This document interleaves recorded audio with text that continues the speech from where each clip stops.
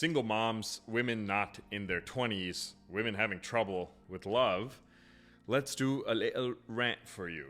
Okay, now I haven't fleshed out thoughts around this, but I think it's an important growing demographic, right? A lot of people are feeling disillusioned with love, with men, and with their life situation, right? And dating has changed a lot, right? I think dating apps have kind of hit the 10-year mark or so, or at least Tinder's 10-year anniversary was recently.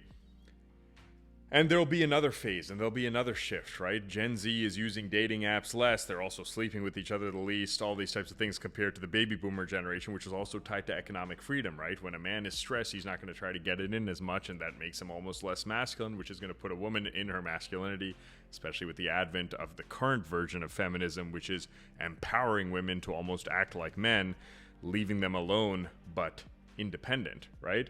And it's not good for either men or women, right? It's not really beneficial. It's beneficial for the government getting extra taxpayer dollars, and maybe for the men at the top who may have reinforced and enabled these systems, because let's be honest, none of these policies are like they say protests don't do anything unless there are men backing it, right? If all men on earth decided right now to just be evil and completely destroy women physically, who's going to stop them, right? So it is good men, sometimes weak men who enable policies, whether they're good or bad. And obviously for men at the top, fourth wave feminism benefits them, right? You get more tax dollars, you don't have to do as much work, and you can sleep with more women, right? And then they're trying to end their babies themselves that they have out of wedlock or whatever it is, right? I don't believe in marriage, but I'm just saying without love. So we almost have to look at these things more anthropologically and see the fact that the majority of animal species, we've talked about this, are single mothers, right? Monogamy is not a common normative thing across the whole animal species. Now, there's some species that do have more monogamous genes, and obviously humans have it as well, right?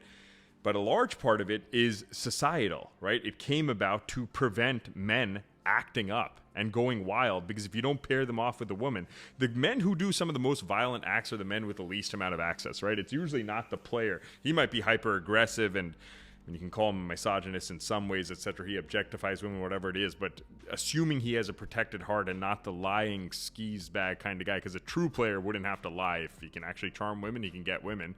Those guys don't have to commit violence. They're getting their bodily needs taken care of. They feel power and they feel dominance, right? Why do men even make money? To get women, to take care of women, to take care of their family, all of this, right? So when you get the source, it's tough to be really angry, but the dudes who don't have it go crazy. So monogamy, 14th century romantic love, came about as a concept. It's almost giving the knights a chance at women that would all just be the harem for the king, right? And nowadays you see micro ecosystems of that.